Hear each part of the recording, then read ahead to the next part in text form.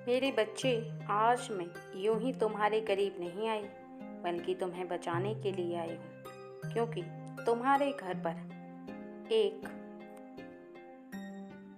प्रेत आत्मा का साया है। तुम्हारा घर उसके कब्जे में है, जो तुम्हें पता नहीं चल रहा। लेकिन मैं बताऊंगी कि कैसे तुम उस प्रेत आत्मा को अपने घर से निकालो। तुम्हें बिल्कुल भी डरना नहीं है, बल्कि मेरी बात को विशेष ध्यान से सुनना है और सुनकर समझ कर ही मेरी बातों का जवाब भी देना है।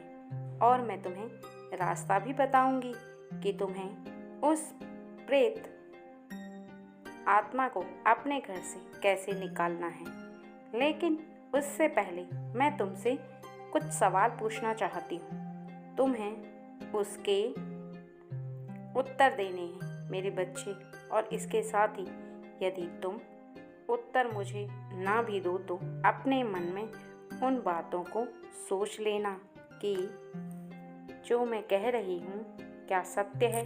यदि सत्य है तो तुम्हारे घर में निश्चित ही प्रेत आत्मा का साया है, और उस प्रेत आत्मा के कब्जे में तुम्हारा घर है, और उसे छुड़ाने के लिए तुम्हें क्या क्या करना होगा। लेकिन उसके लिए तुम्हें मेरी बातों को विस्तार से सुनकर समझना होगा, तभी तुम अपने घर को प्रेत आत्मा से बचा पाओगे। और पूरी तरह से क्या तुम किसी भी कार्य को करते हो तो तुम्हारे करने के पश्चात उस कार्य पर तुम्हारे घर के सभी सदस्य में से ज़्यादा लोग उस कार्य के लिए मना करते हैं, अर्थात हाँ नहीं करते। तुम्हारे घर में बहुत ज़्यादा खींच-पीच रहती है। कहने का अर्थ है कि बहुत ज़्यादा चिड़चिड़ापन है। लोगों में आपस में उतना तालमेल नहीं है। तुम जब भी कुछ कहते हो, घर के सदस्य चिड़चिड़ाते हैं या कलह होती है। तुम्हारे घर में बहुत ज़्यादा हारी बीमारी है। तुम्हारे पैसों को तुम कमाते हो, उससे ज़्यादा तुम्हारा खर्च है। तुम्हारी जितनी तरक्की होनी चाहिए उतनी नहीं हो रही, अर्थात तुम जितनी मेहनत करो उतनी नहीं हो पा रही, और तुम लगातार परेशानी का सामना कर रहे हो।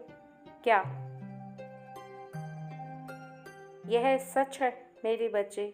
लगातार तुम्हारे जीवन में तुम्हें बहुत सारी परेशानियां बनी हुई हैं। तुम जिससे भी प्रेम करते हो वह तुमसे दूर जाता हो या स्वार्थवश प्रेम करता है। ऐसी बहुत सारी परेशानियां तुम्हारे जीवन में यदि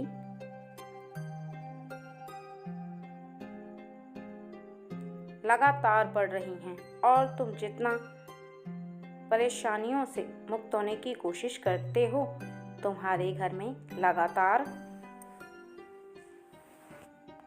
परेशानियां बढ़ती चली जा रही हैं। एक परेशानी खत्म करते हो तो अगले 10 परेशानियां तुम्हारे सामने खड़ी हो जाती हैं, और तुम उनसे मुक्ति नहीं पा रहे। तो निश्चित ही तुम्हारे घर में एक ऐसी आत्मा का साया है जो तुम्हें किसी भी कार्य को करने में सफल नहीं होने देना चाहती, अर्थात वह कोई और नहीं है बल्कि वह तुम्हारे पूर्वज हैं, जो तुम्हारे घर में वास कर रहे हैं एक आत्मा के रूप में। कोई ऐसी आत्मा नहीं है जो तुम्हारी कोई भूत प्रेत का या चुड़ैल का तुमसे कुछ चाहता हो, और जो चाहते हैं वह तुम पूरा करो। पितृपक्ष में यदि तुम उन्हें प्रसन्न कर लेते हो तो तुमने यदि उनसे कोई भी प्रॉमिस किया हो तो तुम उसे निभाओ, अर्थात उनके लिए वह सब करो जो तुम अपने लिए करते हो, अर्थात खाने के साथ साथ तुम उन्हें कपड़े चढ़ाओ। उनकी जिस चीज़ की ख्वाहिश अधूरी रह गई थी, उस ख्वाहिश को तुम पूरा कर दो। तुम हर वह कार्य करो जो उन्हें पसंद था। यदि तुम्हें पता नहीं है तो तुम अपने बड़ों से पूछो और उस कार्य को करने में जुट जाओ। तुम देखोगे कि कुछ समय पश्चात तुम्हारे घर में सभी समस्याएं समाप्त हो गई हैं, क्योंकि मेरे बच्चे ईश्वर की शक्ति के साथ साथ तुम्हारे पितरों को प्रसन्न रहना अति आवश्यक है। इसलिए तुम्हें डरने की जरूरत नहीं है। जो तुम्हारे जीवित तुम्हारे माता पिता हैं, इस तरह से तुम्हारे पितर, बस अंतर इतना है कि वह संसार में नहीं, वह एक आत्मा बनकर एक हवा में विलीन शक्ति बन गए हैं, जिसे तुम महसूस कर सकते हो पर प्रत्यक्ष तुम देख नहीं सकते। जीवन में परेशानियां सबके आती हैं और थोड़ा बहुत सभी परेशान रहते हैं, लेकिन ज़्यादा परेशानी के केवल 3 ही कारण होते हैं। यदि तुम्हारे पितर तुमसे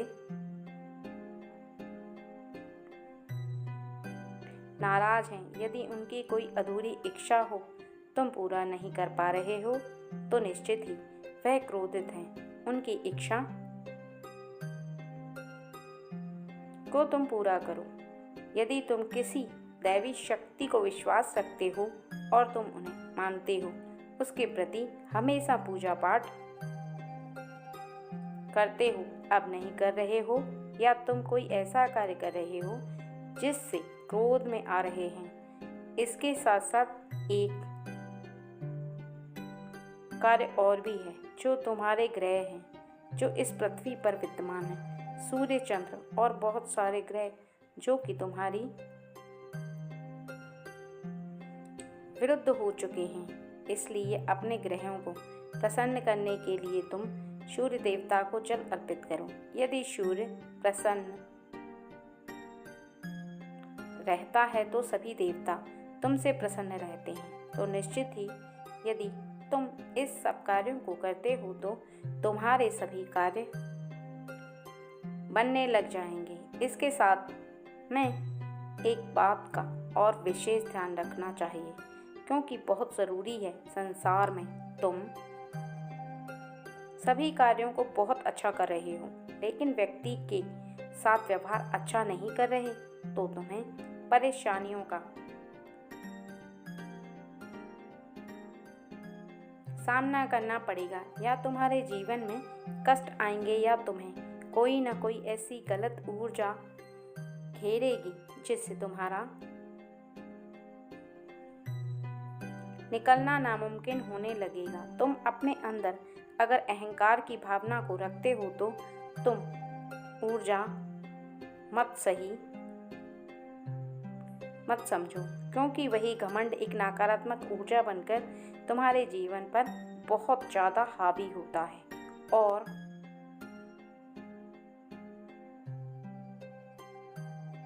तुम निकलना भी चाहते हो तो फिर इसे निकाल नहीं पाते। इस बात का विशेष ध्यान रखो कि कोई भी कार्य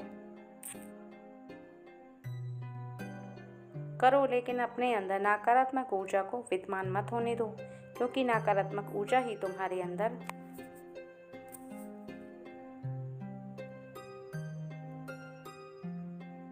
जब विद्यमान होती है तो तुम्हें सोचने समझने की शक्ति को छीन कर देती है और तुम्हारे जीवन को पूरी तरह से नष्ट करना प्रारंभ कर देती है, क्योंकि नकारात्मक ऊर्जा तुम्हारी सोच को एक ऐसी दिशा में ले जाती है जहां पर तुम ना सही से सोच सकते हो, और यदि तुम कार्यों को सही से सोचते नहीं हो, सोचने विचारने की शक्ति यदि छिन्न हो चुकी है, चली जाती है, तो तुम कार्यों को कैसे करोगे?